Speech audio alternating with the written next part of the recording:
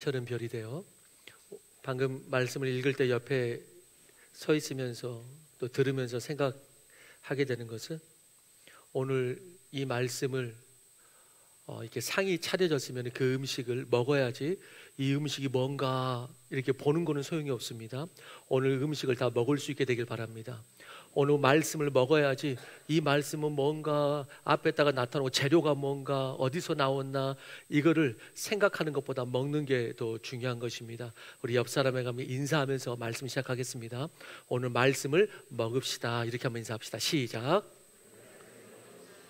네. 말씀 안 먹으면 결국 배고파서 다른 거 먹거든요. 다른 거 먹으면 큰일 납니다. 이제 자, 성경에는 여성을 주인공으로 한 성경이 구약에는 딱 두 권 있습니다. 그게 오늘 본 에스더서와 하나가 룻기입니다. 우리가 내일부터 큐티로 보게 되는 게 에스더서여서 항상 그렇듯이 함께 큐티하자고, 또 매일 말씀의 양식을 먹으라고 큐티 시작되는 그 본문을 가지고 오늘 또 말씀을 전합니다. 루벤 토레이 선교사님이라고 있습니다. 토레이 선교사님, 한마디로 이분은 누구냐면은 한국 목사님들의 영적 스승 같았던 예수원이라는 데가 있습니다. 예수원에 대천덕 신부님이라고 있습니다. 성공했죠. 이 대천덕 목사님이라고도 할 수 있고, 이 대천덕 목사님의 조부가 이 토레이 선교사님입니다.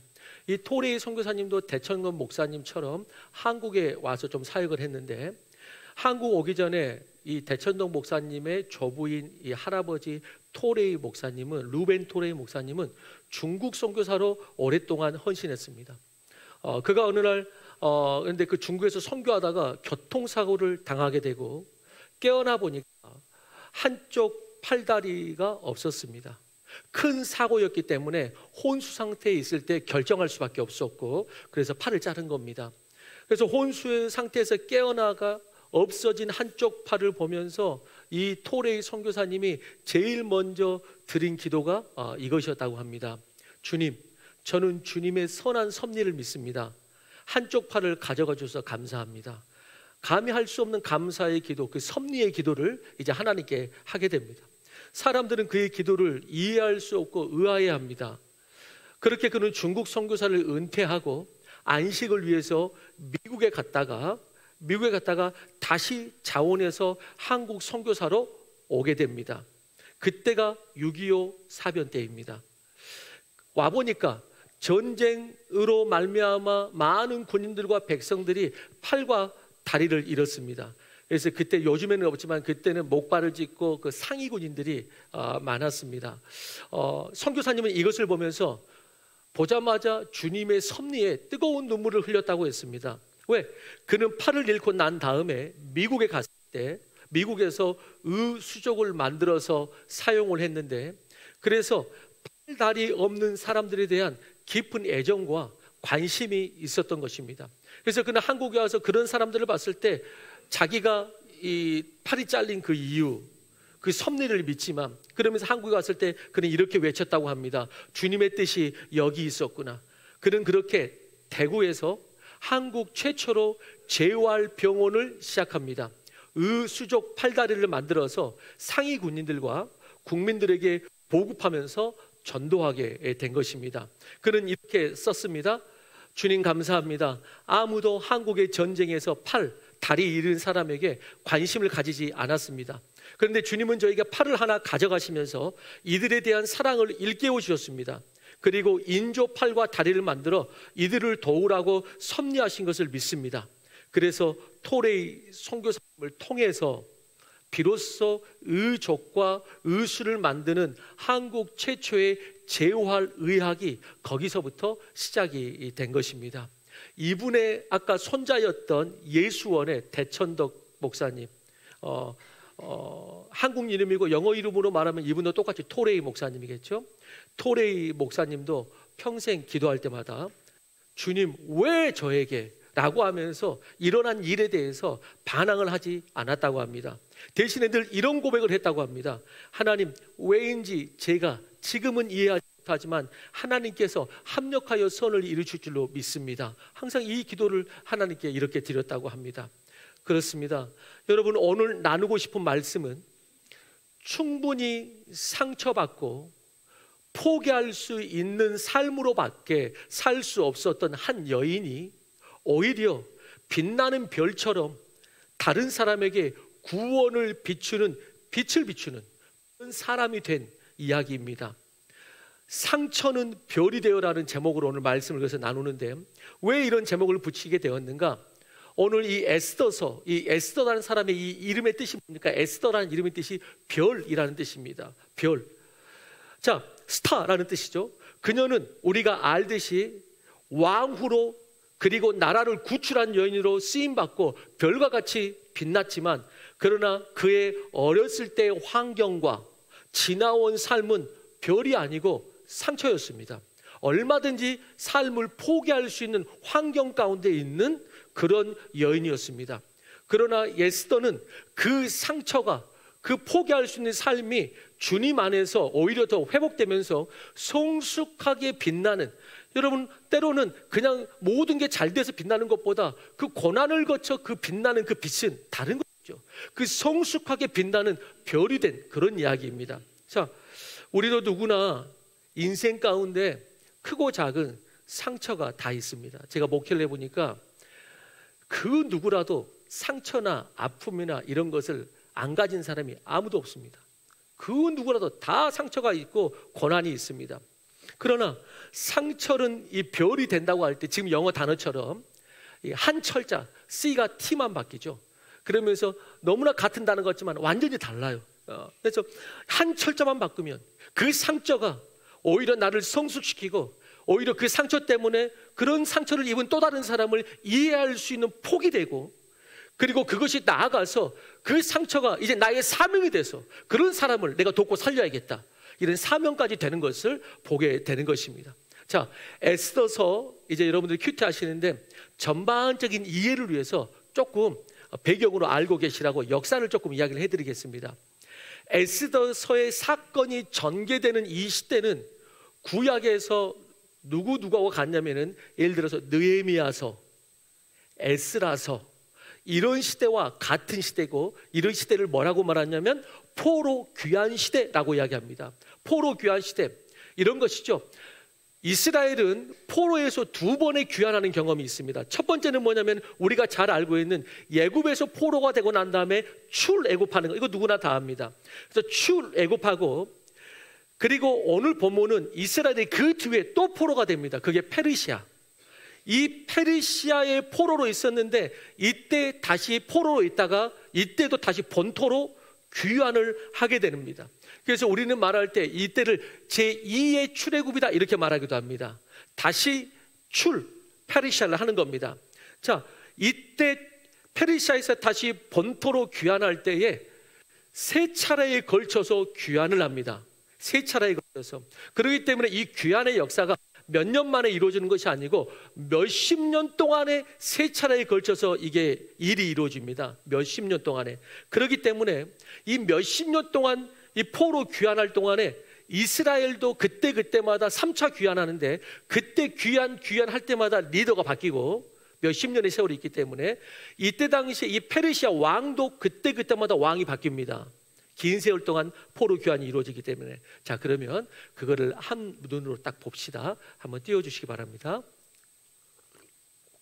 1차 귀환 때 왕이 누구냐면은 고레스 왕, 이 칙령에 의해서, 그때 고레스 왕이었다면 여기 이스라엘은 귀환하는 리더가 누구냐면 스룹바벨을 중심으로 귀환합니다.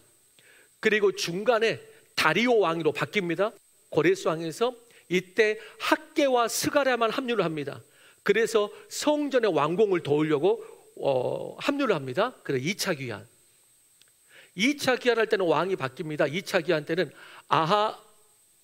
1차 오케이 합시다. 이거까지 좀 그 파란 것이 나중에 하려고 했는데 1차와 2차 사이에 아하수에로 왕이 바뀝니다. 근데 이때는 귀환하는 역사가 없습니다. 그리고 2차 귀환 때 다시 왕이 바뀌는데 아닥삭스다 왕 때 다시 이스라엘이 귀환하는데 에스라 리더를 중심으로 다시 귀환합니다.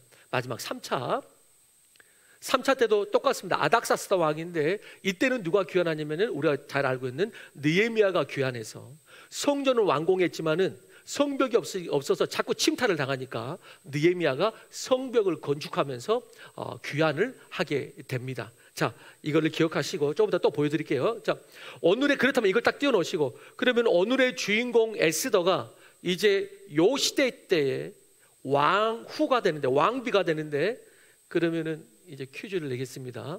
요 왕들 중에 누구의 왕후인가요? 예? 방금 누가 아닥사스다 이렇게 말했는데, 예, 아하수에로 1, 2차 사이에 아하수에로 왕의 왕후가 됩니다. 왕후가 됩니다. 당시 페르시아 왕 이 아하수에로는 인도부터 구스까지 127개의 지역을 다스리는 왕으로 당시 페르시아는 최고였습니다. 자, 이제 에스더 1장은 안 읽었는데 우리 역사를 알기 위해서 조금 말씀을 읽어보겠습니다. 1장 1절입니다. 같이 읽습니다. 앞에 띄워줍니다. 다 1장 1절 시작.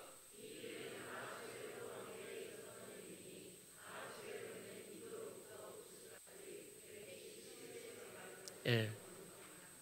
당시 페르시아의 왕 아하수에로는 그리스 이렇게 많은 땅을 정벌했지만 다시 그리스 정벌에 나섭니다. 그리스 정벌에 앞서서 이 아하수에로 왕은 자기의 위엄을 과시하기 위해서 주변의 속국들을 불러가지고 180일 동안 출정 잔치를 엽니다. 1장 4절 읽어봅니다. 시작.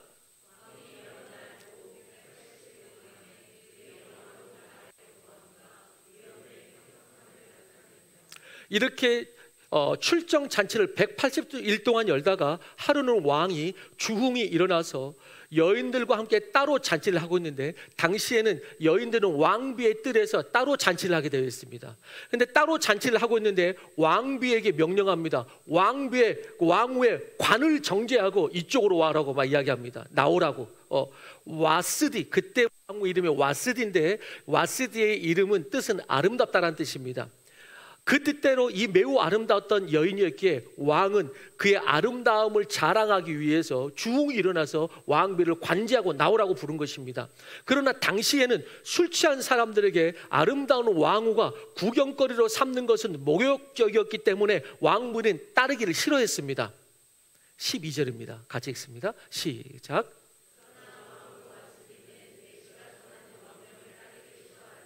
왕이 진노하여 마음속이 불붙듯 하더라.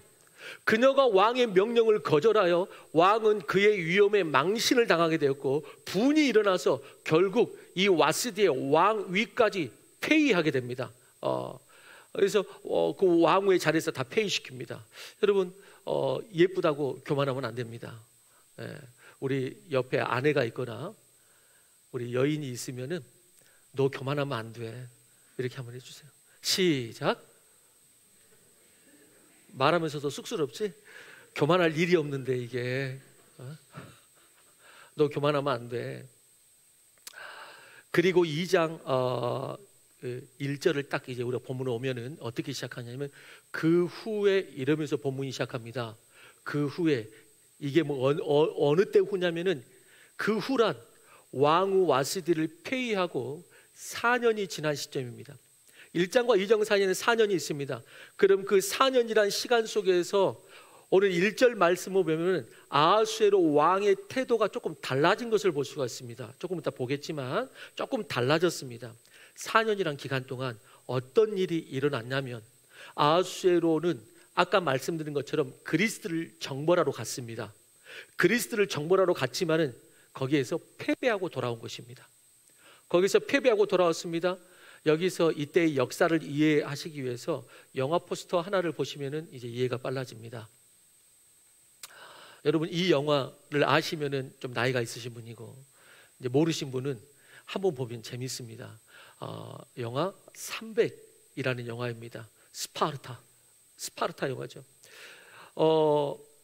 우리는 1절 말씀에서 4년이라는 시간 속에서 아하수에로가 이렇게 전쟁에 실패하고 돌아왔는데, 영화 300은 페르시아가 그리스 정벌에 나서는 아까 말했던 1차와 2차 귀환 사이의 그 에스더 시대, 그때에 일어난 일을 영화 그 시기가 바로 영하 300입니다.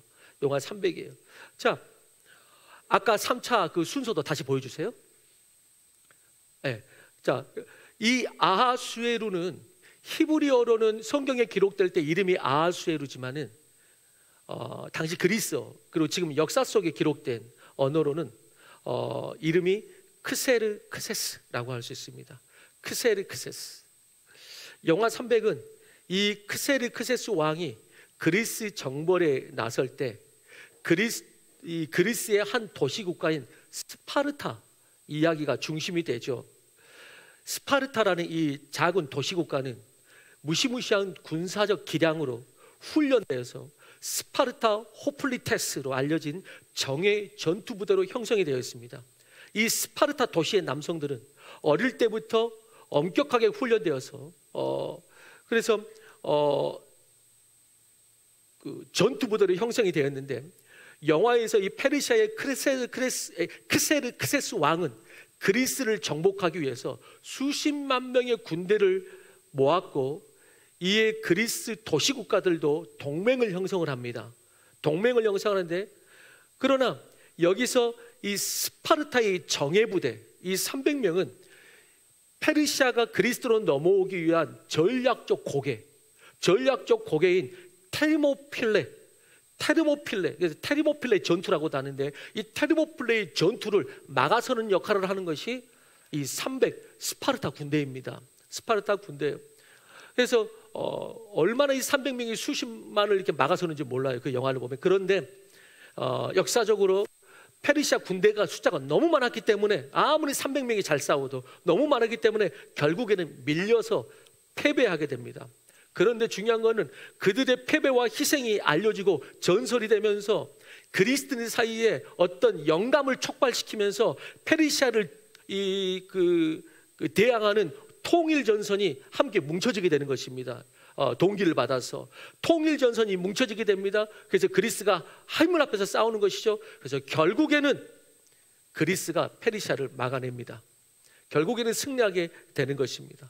그리고 2장 1절 오늘 본문, 이런 역사 속에서 2장 1절 그 후에 이렇게 되는 것입니다. 그 후에 전쟁의 패전은 그의 교만했던, 이 왕의 교만했던 사기를 꺾고 어쩌면은 가장 위로가 필요했을지 모릅니다. 힘들고 어렵고 패배하고. 그런데 그때 옆에 왕후가 없습니다. 왕후가 없습니다. 이제 그는 그러면서 왕후 와디스에게 분노했던 감정이 그가 좀 사라집니다. 전쟁에서 패하고 난 다음에 어쩌면 마음이 좀 가난해졌을 것 같습니다. 가난해집니다. 그는 왕후 와스디를 아까도 와스디를 계속 와디스라고 해가지고 앞에 있는 아내가 얼마나 인상을 쓰는지 와스디라고, 와스디 인상을 쓰면서 이름 똑바로 말하는. 항상 설교가 끝나면 집에 가서 한 30분 제가 설교를 들어요. 나 아니면 누가 말하냐고 하면서. 그래서 제발 설교할 때 몇 가지 이야기 하거든요. 제발 설교할 때 이것 좀 하지 말으라고. 그래서 이것 좀 하지 말라고 그래가지고 신경 쓰니까 더 안 된다고 가만히 있으라고.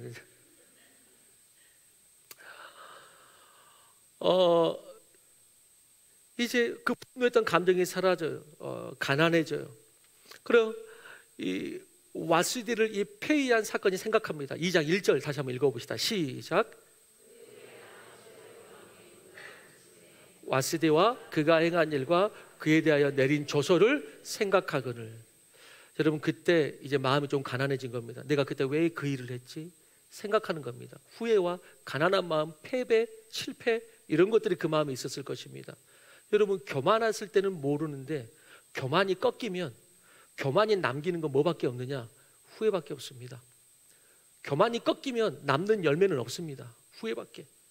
왕은 왕비가 없는 외로움과 전쟁의 그 실패 속에서 마음을 함께 나눌 사람이 절실히 필요했을지 모릅니다. 그래서인지 옆에 있는 신하들이 그걸 본 겁니다. 또 그래서 아하수에로 왕의 모습을 보면서 신하들이 제안을 합니다. 제안을. 왕의 외로움과 실패를 위로하기 위해 전국 각 지방에서 아리따운 처녀를 모아서 왕후를 이제 선택하십시오. 왕후를 다시 선발하십시오 라고 말하게 돼 뽑습니다. 왕의 신하들은 이렇게 제안하는 이유는 뭐냐? 한편으로는 폐위되는 왕후 와스디의 복귀를 이 신하들은 원하지 않았기 때문입니다.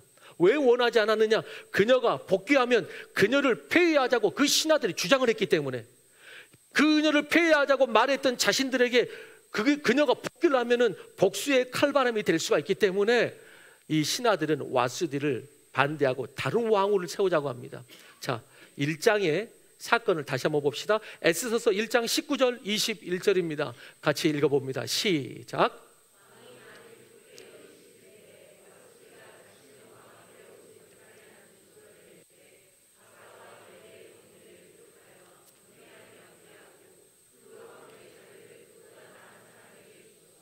왕의 조서가 이 광대한 전국에 반포되면 귀천을 막론하고 모든 여인들이 그들의 남편을 존경하리이다 하니라. 왕과 지방관들이 그의 말을 옳게 여긴지라. 이런 것 때문에 그들은 원치 않았죠. 이때 우리의 주인공, 오늘 성경의 오늘의 주인공 에스더도 도성의 수많은 아리따운 여인 중에 한 명으로서 왕궁에 선발되어 들어가게 이제 됩니다. 에스더는 각 지방에서 선발된 여인으로 왕궁에 들어가서 드디어 자신이 왕 앞에 이제 설 차례가 되었습니다. 이렇게 자기 차례가 되면, 그때 당시 자기 차례가 되면 왕에게 들어가게 해서 그 여인이 해달라는 대로 모든 금, 은, 보석, 치장을 하게 다 제공을 해줍니다. 13절입니다. 같이 시작.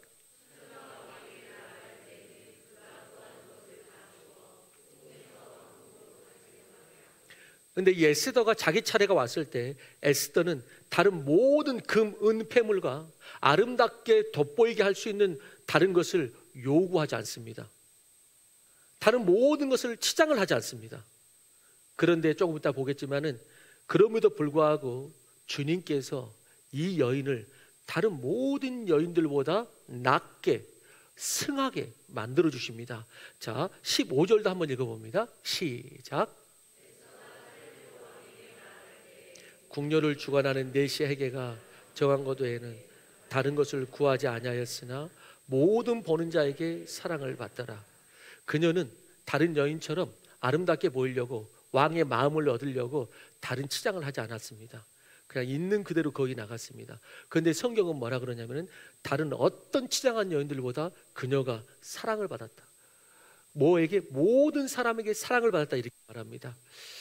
여러분, 저는 그러면서 16절에는 15절에는 모든 자에게 사랑을 받았다 이렇게 나오고, 그리고 바로 다음 16절에는 왕에게도 사랑을 받았다 이렇게 나옵니다.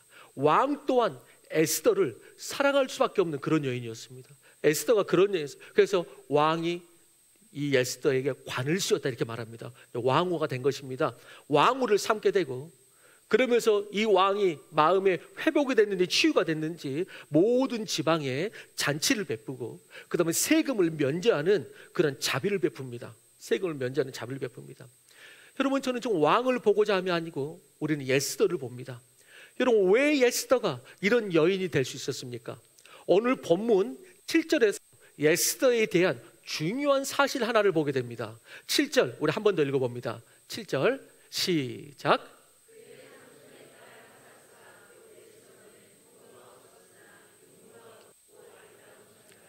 그의 부모가 죽은 후에 모르드게가 자기 딸같이 양육하더라. 그녀의 가장 중요한 어렸을 때의 배경, 그게 뭡니까? 그녀는 부모가 없었다는 것입니다. 그녀는 부모가 없었어요. 에스더는 일찍이 부모님을 잃었던 것입니다. 어린 나이에 부모를 잃은 것은 모든 것을 잃은 것과 같아요. 한마디로 고아입니다. 이스라엘은 나라는 망하고 포로로 강제 이주됐던 그 땅에서 그는 고아까지 되었어요. 그렇습니다. 그녀는 나라를 잃고 부모도 잃었습니다. 나라도 없는 고아요, 부모도 없는 고아입니다. 그러나 위기의 여인 에스더에게 기막힌 하나님의 섭리로 삼촌 모르드게를 만나고 그 삼촌이 친딸처럼 그녀를 사랑과 정성을 다해 양육합니다. 무엇보다도 모르드게는 그 어떤 부모보다도 더 신앙으로 에스더를 양육합니다. 에스더를 큐티하다 보면 그게 드러납니다. 에스더를 신앙으로 양육합니다. 여러분, 특별히 유대인들의 신앙교육은 민족의 정체성하고 연결이 되기 때문에 신앙정신은 곧 민족정신이거든요. 나중에 에스더에게 신앙을 가르친 이 모르드게는 그 신앙으로 민족을 위해서 쓰라고 나중에 이제 곧면 그 신앙정신이 민족정신으로 연결된 그 위대한 사건이 또 등장하게 되는 것이죠. 자, 그래서 나중에는 페르시아의, 방금 말씀드린 것처럼 그 페르시아의 어떤 한 영향력 있는 이 신하가 이스라엘을 모함해서 이스라엘 전체가 멸망할 위기에 처하게 되죠. 그때 이 왕후로 올라간 에스더에게 모르드게가 그렇게 말하지 않습니까? 네 자리를 걸고 민족을 위해서 왕 앞에 나아가라. 민족을 위해서. 그때 삼촌이지만 아버지처럼 양육했기 때문에 그 아버지의 그 딸이라 에스더가 순종하면서 유명한 에스더의 대사가 있죠. 그게 뭡니까? 죽으면 죽으리라. 이렇게 나갑니다. 죽으면 죽으리라. 저를 위해서 금식하며 기도해 주십시오. 내가 왕께 나아가 이 진실을 밝히겠나이다 라고 죽으면 죽으리라 하고 에스더가 나아가게 됩니다. 그리고 나라를 구하게 되죠. 그래서 에스더가 별처럼 빛나는 어떤 그런 사람이라면 모르드게 삼촌은 스타 메이커라고 할 수가 있습니다. 여러분, 오늘 이 말씀, 이 이야기 전반적으로 한번 나눴는데, 이 이야기를 통해서 주 안에서, 신앙교육 안에서 회복된 이 에스더의 자아를 보십시오. 에스더의 자아를 보십시오. 여러분, 다른 사람에게 사랑받는 그녀를 보십시오. 여러분, 자신을, 회복된 자신, 여러분, 자기가 회복됐다는 것을 가장 잘 아는 것은 뭐냐면은 주변에 뭐 돈이 회복됐다 이런 게 회복됐다가 아니고 자기가 자기 자신을 사랑하는 것을 그때 회복됐다 이렇게 말하는 것입니다. 돈이 회복됐다, 돈이 회복돼도 자기가 아직 회복되지 않은 사람이 있습니다. 아무리 다른 것이 회복돼도 행복하지 않은 사람이 있습니다. 여러분, 그런데 가장 중요한 회복은 뭐냐? 돈이 회복됐다, 뭐 건강이 회복됐다, 그 모든 것보다 중요한 것은 자기 자신이 회복된 거예요. 회복된 자아가 있는 겁니다. 여러분, 이렇게 자기 자신을 사랑할 때, 자기 자신이 회복될 때, 여러분, 그게 뭐냐? 다른 사람의 사랑도 얻게 되는 겁니다. 내가 내 자신을 사랑하지 않고 회복되지 않으면 다른 사람도 그 사람을 사랑하기 쉽지가 않습니다. 여러분, 대부분 사랑받는 사람은 대부분 그도 자기 자신의 중심이 있는 사람이에요. 자존감이 있는 사람이고 회복된 사람이에요. 그러면 주변도 그 사람을 사랑하게 되어 있어요. 자존감이 있고 이 중심이 있는 사람에게는 뭐가 있냐면은 사람들에게 끄는 매력이 있는 것입니다. 이 매력이라는 게 있어요. 그녀는 왕 앞에서도 다른 것으로 화려하게 치장하지도 않았습니다. 왕 앞에 담대하게 나갔습니다. 왜? 그녀의 그 회복된 자아는 그녀의 가장 큰 매력이었어요. 그녀의 그 회복된 자, 여러분, 아무리 외모가 아름다워도 마음이 깨지고 자존감이 불안하면 그 아름다움이 빛을 잃습니다. 그 아름다움이 빛을 잃어요. 세상의 향품과 보석으로 치장한다 할지라도 그것이 그 사람의 인격과 위치를 결정하지 않습니다. 아무리 치장하여도 그 사람의 가난한 존재를 감출 수가 없는 것입니다. 아무리 스펙이 좋고 좋은 직장이 있어도 이야기를 나누다 보면 그 사람의 생각과 그 꿈을 들으면 얼마나 가난한 사람들이 많은지 모릅니다. 반면에 아무리 못생겨도 가진 것 많지 않아도 마음이 건강한 사람, 매력적인 사람들이 있습니다. 저 사람이 뭐가 있어서가 아니고 교제하고 싶은 사람이 있습니다. 하나님의 나라에 그 꿈을 꾸는 사람들이 있습니다. 하나님 나라의 꿈을 꾸는 사람들. 그런데 에스더는 외모도 아름다웠지만 어려웠던 자신의 배경, 고아라는 그 상처에서 회복된 자아는 그 누구보다도 오히려 성숙한 아름다움이 있었습니다. 그 누구보다 오히려 성숙한 아름다움이 되었어요. 궁궐내에서 에스더를 보는 자들은 아마 느꼈을 겁니다. 궁궐내에서 에스더를 보는 자들은 느꼈을 것입니다. 오늘 말씀 속에서 보는 것처럼 궁궐내에서 서로가 어떻게 하면 왕의 마음이 들까 치장하고, 어떻게 하면 다른 여인들 경쟁을 물리치고 내가 왕의 마음에 들까, 어떻게 하면 저 자리에 올라갈까 경쟁하는 여인들과는 달랐습니다. 그런 여인들과는 달랐습니다. 에스더는 화려하게 치장하지 않았지만, 화려하게 치장하지 않아도 그는 자기 자신의 중심이 있습니다. 그는 왕후의 후보로 올라가게 했지만은 내가 왕의 왕후가 돼야지, 내가 이제 보란듯이 내가 잘 살아봐야지, 이게 아니고 왕이 아니어도 그녀는 중심이 있는 사람입니다.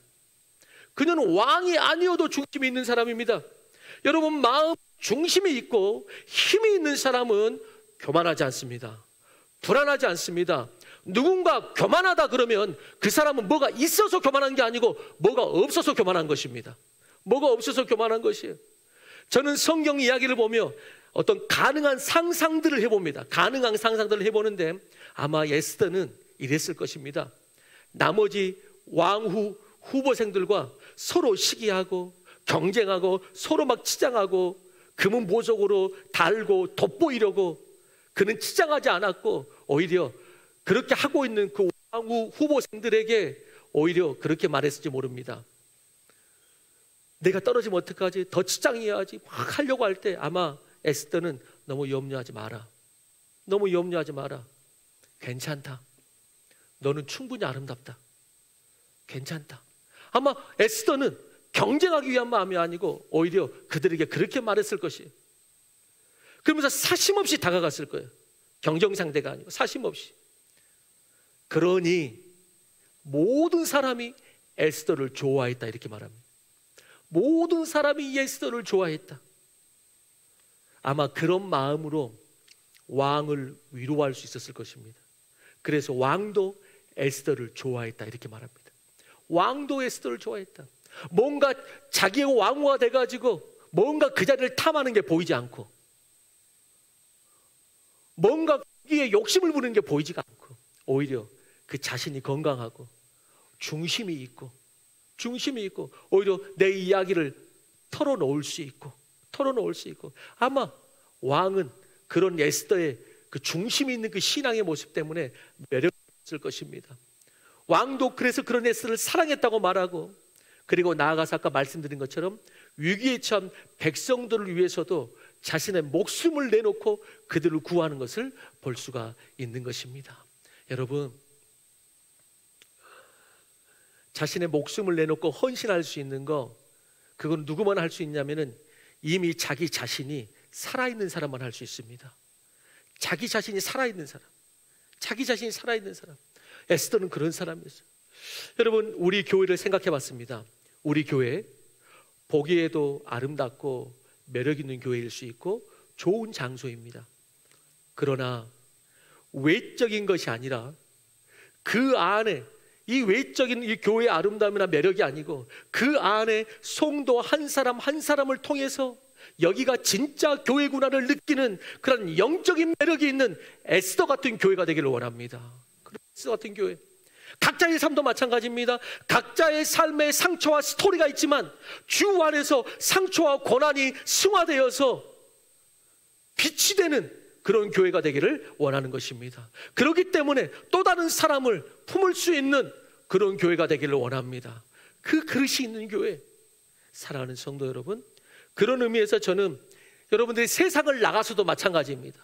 세상을 나가서도 하나님을 믿고 성령과 동행하는 그리스도인들은 이 불안한 세상 속에서 저는 더욱더 매력적인 그리스도인이 될 수 있다. 저는 이렇게 생각합니다. 왜?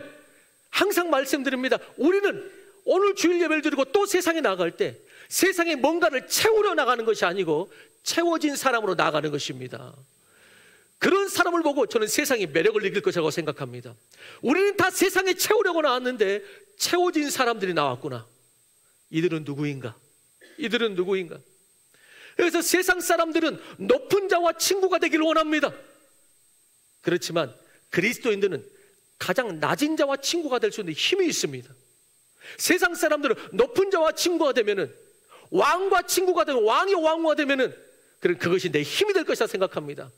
그렇지만 그리스도인들은 세상 사람도 그런 걸 자랑합니다. 내가 누구 알아? 높은 사람이 날 끌어주면 그게 힘인 줄 알고.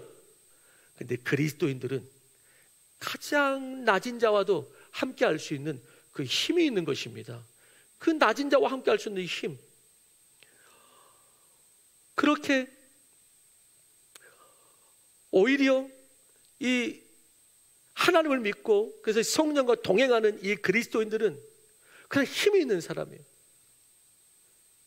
누구나 겪게 되는 상처와 고난을 통해서 쓴뿌리가 아니고 어떤 사람은 상처를 통해서 쓴뿌리가 남지만 어떤 사람은 상처와 고난을 통해서 그것을 통해서 주 안에서 더욱더 성숙하게 자라나는 것을 보게 되는 것입니다. 나아가서 그 상처와 그 슬픔과 그 아픔이 내가 이제 나도 그 누군가에게 이 아픔을 가진 자에게 나아가는 사명을 갖는 자리까지 나가게 되는 사람을 보게 되는 것입니다. 그렇습니다. 우리는 에스더가 그의 삶에서 어떠한 과정을 거치고 하나님의 은혜로 서 있는가를 기억해야 됩니다. 그녀는 그 누구보다도 외로움을 경험했고 부모가 없는 상처와 그리고 포기할 수밖에 없는 삶 속에서 떨고 있을 때 부모와 같이 양육해진 삼촌, 모르드게로부터 공급받은 그 신앙교육 때문에 상처에서 회복되고 정말 이름 그대로 별처럼 빛나는 여인으로 설 수가 있었습니다. 에스더의 어려웠던 삶의 경험들이 하나님의 은혜로 승화되어 그 주권적인 섭리 가운데 놀랍게 쓰임받는 것을 볼 수가 있는 것입니다. 지금 여러분들의 어떤 슬픔이나 아픔도 낭만과 실패라 할지라도 하나님의 은혜로 회복되고 승환되면 더 귀하게 쓰임받을 줄로 믿는 것입니다. 여인 에스더가 이스라엘의 어려운 시기에 이렇게 별이었다면, 별처럼 빛나서 백성을 구했다면, 여러분, 남자로서 이스라엘의 별 같은 존재가 한 명 있습니다. 남자로서 이스라엘의 별 같은 존재, 누굴까요? 다윗입니다. 다윗. 이스라엘의 국기 가운데, 여러분 국기를 보시면 이스라엘의 국기 가운데 한가운데 뭐가 있냐면 이 별이 있죠. 이 별이 무슨 별이라고 말합니까? 다윗의 별이라고 말합니다. 다윗의 별. 왜 이스라엘 국기 가운데 다윗의 별을 이렇게 그려 넣었습니까? 이스라엘이 가장 사모하는 영광의 시기가 다윗의 때이기 때문에 그 때를 회복하자 라는 그 비전 가운데 이스라엘의 국기가 다윗의 별이 가운데 박혀 있는 것이죠. 그 다윗의 때처럼 영광을 사모하니까. 그런데 여러분, 다윗 아십니까? 다윗도 처음부터 빛났던 게 아닙니다. 다윗도 상처 입은 자였습니다. 첩의 자식으로 태어났다고 일반적으로 봅니다. 다윗이 첩의 자식으로 태어났다. 그래서 다윗은 시편에 이렇게 기록합니다. 내가 죄악 중에 잉태하였다, 이렇게 기록합니다. 내가 죄악 중에 잉태하였다고 말하고 집안에서는 자식 취급을 잘 못 받는 것으로 보입니다. 하루는 사무엘 선지자가 이 다윗의 집에 가서 하나님의 택한 사람을 기름 붓게 하여 이 다윗의 집에 갑니다. 그때 그 자녀들을 봅니다. 어떻습니까? 그 자녀들 볼 때 그 아버지가 자녀들을 사무엘 앞에 세웁니다. 그렇지만 사무엘이 말합니다. 아무리 외적으로 아름답고 탁월해도 이 사람이 하나님 택한 사람이 아니다. 자식 중에 또 누구 없느냐? 분명히 하나님이 나한테 여기 가라고 그랬는데, 자식 중에 또 누구 없느냐? 그때 아버지가 뭐라고 말합니까? 한 명 더 있다. 그런데 그게 다윗인데, 다윗은 밖에 양치는 일하고 있다. 사무엘이 왔을 때 자식들을 보여달라고 그럴 때 보여주지도 않았습니다. 그리고 밖에서 일하고 있습니다. 사무엘이 말합니다. 그 일하는 그 마지막 자식 걔도 데리고 와라.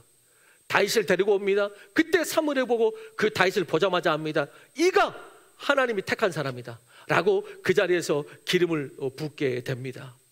여러분, 그 뒤에도 다윗은 형제들에게도 사랑을 받지 못했어요. 이런 경우입니다. 다윗이 골리앗과 싸우는 그 전쟁터에서 원래는 형들이 전쟁터를 나가게 되죠. 전쟁터를 나갑니다. 다윗이 도시락을 싸들고 형제에게 갖다 주러 갑니다. 전쟁터에 아버지가 심부름 시켜서 갖다 주러 갑니다. 그런데 우리가 일반적으로 그렇게 하면은 형들이 뭐라고 해야 됩니까? 전쟁터까지 동생이 도시락 들고 왔다고 감사하다고, 그리고 동생을 걱정하는 말을 이렇게 해야 되는데 형들이 어떻게 말합니까? 다윗에게 다윗을 혼내면서 이렇게 말합니다. 들에 있는 양들은 누구에게 맡겼느냐? 나는 네 교만과 네 마음의 완악함을 아노니 네가 전쟁을 구경하러 왔느냐? 이렇게 말합니다. 네가 지금 전쟁 구경하러 왔느냐? 라고 그 막내 동생이 그렇게까지 하면 너무나 이쁘고 너무나 걱정해야 되는데 그런 말을 하게 됩니다. 이렇게 다윗은 부모님의 사랑이나 형제들의 사랑을 받지를 못했습니다. 첩의 자식으로 자랐습니다. 그렇기 때문에 항상 다윗은 어디 있었냐면 광야에 있었습니다. 광야에서 양을 치는 것이죠. 일하는 것이죠. 그런데 그 광야에서 누구를 만납니까? 오직 만날 분이 한 분밖에 없어요. 그 광야에서 하나님을 만나는 자가 되는 것입니다. 광야에서 오직 하나님을 만나는 자, 소외된 자의 마음을 그는 잘 아는 거예요. 하나님의 마음을 아는 거예요. 그래서 사무엘이 기름 붓고 난 다음에 그는 상처나 그의 어떤 상처나 환경은 무너질 수 있었지만 오히려 다윗은 그 광야에서 하나님을 보는 사람이 됩니다. 여러분, 광야가 실패의 자리나 낭망하는 자리가 아니고 하나님을 보는 자리가 되기를 바랍니다. 다윗도 거기에서 길러졌습니다. 좋은 집이 아니고 거기에서 길러졌습니다. 하나님을 보는 거예요. 그리고 그것이 힘이 되어서 나중에 전쟁터에, 아까 그 전쟁터에 나갔을 때 골리앗 앞에 섰을 때 그는 하나님을 무시하는 사람을 가만둘 수 없었습니다. 왜? 다윗의 유일한 친구가 누구기 때문에, 광야에서 하나님이 자신의 유일한 위로와 힘이었기 때문에 그 하나님을 무시하는 저 골리앗을 가만둘 수가 없었습니다. 다윗은 생명을 걸고 골리앗 앞에 섭니다. 당시 왕이었던 사울은 자신이 싸워야 할 터인데 오히려 자신의 갑옷을 벗어서 다윗에게 입혀줍니다. 그리고 그 칼을 채워줍니다. 다윗에게는 그 투구와 칼이 어울리지 않습니다. 거추장스럽습니다. 그래서 사무엘상 17장 39절에 이렇게 말합니다. 같이 읽어봅니다. 시작. 다윗이 말합니다. 익숙하지 못하다, 이것이 나에게는 익숙하지 않다. 그리고 17장 45절 그 유명한 구절도 같이 읽어봅니다. 시작.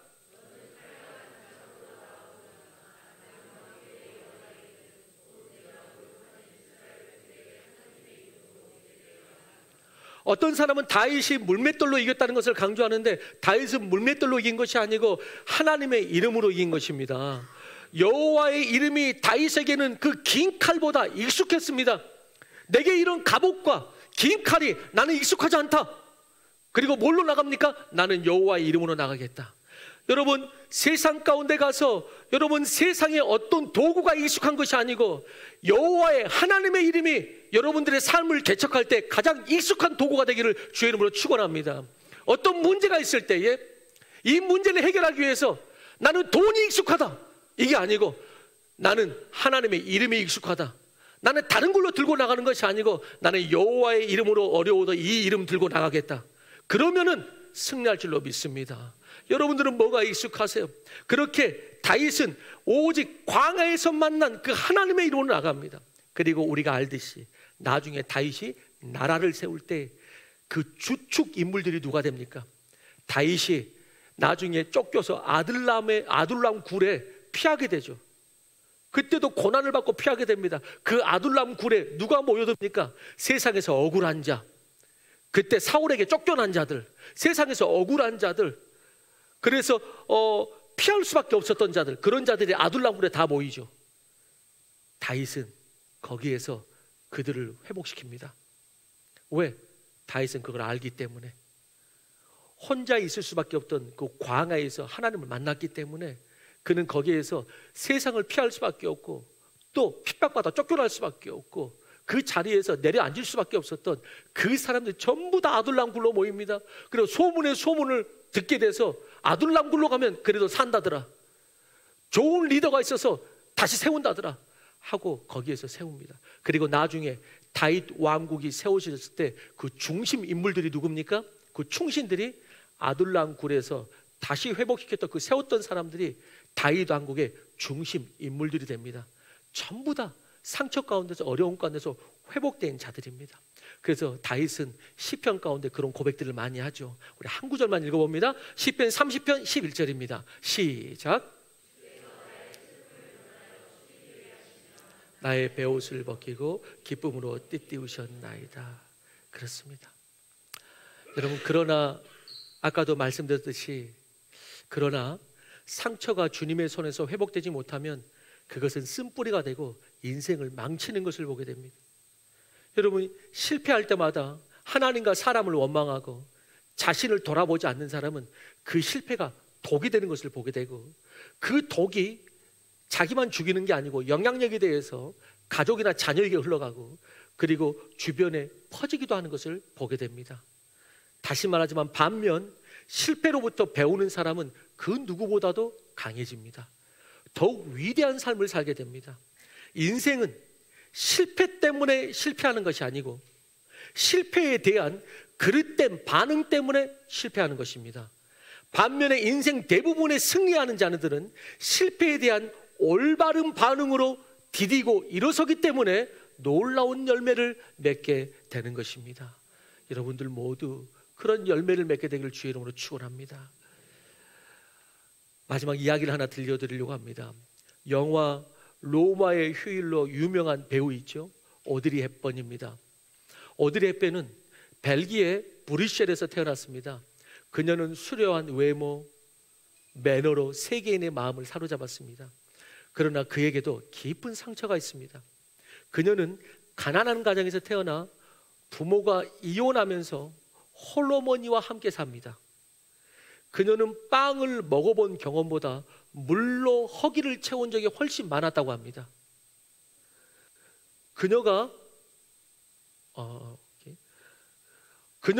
굶어 죽기 일보 직전에 이웃에게 발견되어서 겨우 목숨을 건진 적도 있고, 그녀는 설상가상 2차 세계대전이라는 극한 전쟁 속에서 히틀러가 고향 마을을 점령했을 때 그때도 우울증과 영양실조에 시달렸습니다.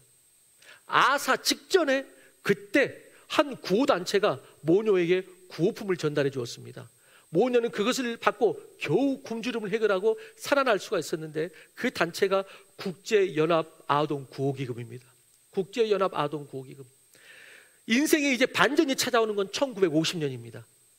마리오 덴비 감독의 눈에 띄어 단역으로 데뷔한 뒤 최정상 배우에 오르게 됩니다. 그러나 인기 절정기에 그는 세상의 명예와 쾌락에 빠지지 않고 어린이 구호에 오히려 그 이름과 그 어떤 그 힘을 가지고 앞장서게 됩니다. 87년 오드리 헵번은 유니세프의 특별대사로 지명되자 영화 배우보다 구호 활동이 더 행복하다고 자주 말했고, 그녀는 생전에 이렇게 말합니다. 절망의 늪에서 나를 구해준 분들을 위해 이제 내가 그들을 사랑하고 섬기고 봉사할 차례다. 그는 그렇게 이야기하면서 헐벗고 가난한 사람들을 돕는데 열정을 쏟아서 그들을 섬겼고, 전정태의 아이들을 돌보면서 이런 성경의 말씀을 말하기도 했습니다. 사랑하는 자들아, 하나님이 이같이 우리를 사랑하였은즉 우리도 서로 사랑하는 것이 마땅하도다 하면서 그녀는 그렇게 주변을 돌아봤습니다. 어려운 이웃과 전정태를 그는 도왔습니다. 그리고 그녀가 대장암으로 세상을 떠나기 1년 전에 아들에게 이런 글을 남겼습니다. 매혹적인 입술을 갖고 싶으면 친절한 말을 하라. 사랑스러운 눈을 갖고 싶으면 사람들의 좋은 점을 봐라. 날씬한 몸매를 갖고 싶으면 네 음식을 배고픈 사람들과 나누라. 아름다운 자세를 갖고 싶으면 네가 결코 혼자 걷지 않는다는 것을 명심하며 걸어라. 사람들은 상처로부터 회복해야 하며 고통으로부터 구원받아야 한다. 결코 누구도 버려져서는 안 된다. 오드리 헵번에게 부모의 이혼과 전쟁의 상처, 가난, 아사 직전까지 굶어 죽을 수밖에 없었던 그의 환경, 그런 상처였지만 그는 다른 사람의 어둠을 밝히는 빛이 됐어요. 그런 빛이 됐어요. 여러분, 오늘 우리가 에스더도 보았지만은 우리 모두도 상처가 다 있습니다. 그러나 그 상처가 주님의 재료가 되어서 별이 될 수 있을 줄로 믿습니다. 여러분, 그렇게 항상 기도하십시오. 여러분, 제가 사람을 만나다 보니까 여러분도 다 아시겠죠? 뭐 인간치고 상처가 없는 사람은 단 한 명도 없습니다. 크고 작은 상처가 다 있습니다. 다 있습니다. 여러분, 우리의 모든 상처가 별이 되기를 축원합니다. 이렇게 오드리 헵번도 그녀의 상처가 없었다면 할 수 없었던 일입니다. 자신의 어린 시절 빈곤과 아픔이 있었기 때문에 수많은 아이들의 이해할 수 있었고 도울 수 있었던 것이에요. 그게 자신의 뭐가 됐냐면은 사명이 되었습니다. 그게 자신의 사명이 되었어요. 그 아픔이 주님 안에서 별이 되어서 다른 사람을 비추게 된 것입니다. 그렇기 때문에 오히려 더 영광스럽죠. 그렇기 때문에 그 삶이 더 은혜로운 겁니다. 더 은혜로운 거예요. 여러분, 요즘 은우가 요리를 하거든요, 집에서. 근데 집에 있으니까 요리를 해요. 기도 좀 해주세요. 빨리 군대 갈 수 있도록. 요리를 해요. 그러면은 우리가 요리할 때는 그냥 있는 거 가지고 그냥 그 고추장, 된장 있으면 다 끝났는데 자꾸 다른 재료를 사요. 비싼 걸로. 우리는 지금까지 이런 제조를 해본 적이 없는데 무슨 가루를 막 사요, 이렇게. 그래서 그런 것들을 사요. 그래서 우리는 사용하지도 않아요. 여러분, 요리할 때 좋은 재료는 비싸죠. 좋은 재료는 비싸요. 뭐 자연산이 비싸다든지. 근데 그만큼 또 영양가 있고 맛있기도 하죠. 여러분, 좋은 재료는 비싸잖아요. 우리의 상처나 고난만큼 비싼 대가가 있습니까? 우리의 상처나 고난만큼 비싼 재료가 있습니까? 하나님께서 이 가장 비싸고 좋은 재료를 사용하셔서 가장 멋진 인생의 작품을 만들어 가실 줄로 믿는 것입니다. 여러분, 상처나 아픔이 있거들라 그것이 가장 비싼 재료임을 아시기 바랍니다. 가장 비싼 대가를 내가 준 거예요. 그렇지만 그 가장 비싼 재료이기 때문에 하나님께서 가장 아름다운 열매를 맺으실 것을 믿으시기 바랍니다. 하나님의 놀라운 치유와 은혜로 승화시켜서 빛나는 별을 만들어 주실 것입니다. 여러분, 이런 그 치유자가 누구냐면 예수님이 그런 분이셨어요. 여러분, 예수님은 이 땅에서 고난받으시고 십자가의 죽으심으로 시험받으시고 부활하심으로 상처받은 인생들을 치유하는 치유자가 되셨습니다. 그래서 우리 시대의 영성 작가인 헨리 나우에는 예수님을 일컬어서 이렇게 말했죠. 상처 입은 치유자, 이렇게 말했죠. 예수님을 상처 입은 치유자, 이렇게 말했습니다. 히브리서 2장 18절입니다. 같이 읽습니다. 2장 18절 시작.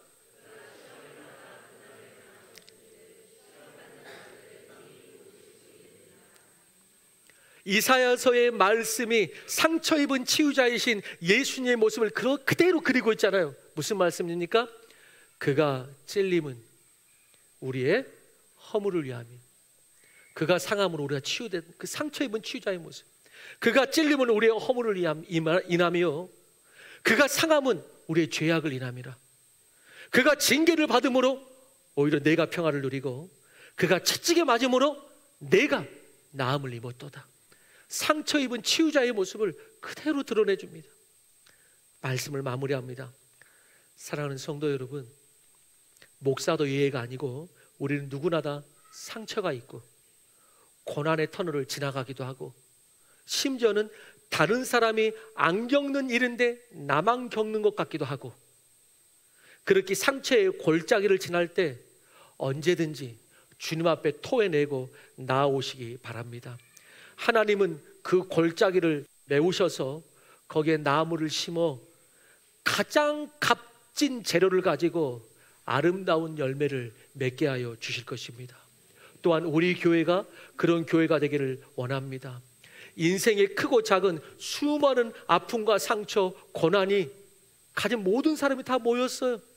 그런데 이 사람들이 주님 안에서 별과 같이 빛나게 되기를 주의 이름으로 원하는 것입니다. 그렇게 별이 되거들랑 또 다른 상처 입은 치유자들이 오면 그 상처를 서로 공감하고 치유하고 다시 세워질 수 있는 그런 교회가 되기를 원하는 것입니다.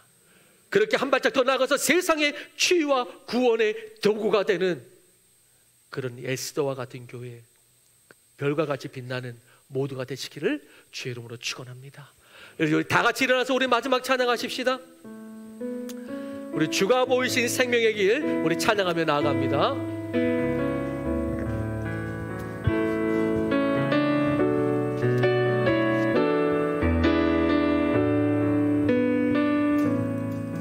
주가 보이신 생명의 길, 나 주님과 함께 상한 마음을 들이며 주님 앞에 나가니 나의 의로움이 되신 주, 그 이름 예수, 나의 길이 되신 이름 예예예. 우리 다시 한번 처음부터 주가 보이신 생명의 길, 나 주님과 상한 마음을 들이며 주님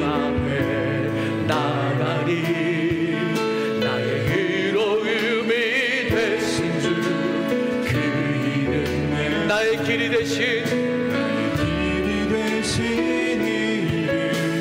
예수 나의 길 오직 그가 하시나니 나의 길 오직 그가 하시나니 나를 단련하신 후에 내가 정금같이 나의 길 오직 그가 하시나니 나의 길 오직 그가 하시나니 나를 단련하신 후에 내가 별과 같이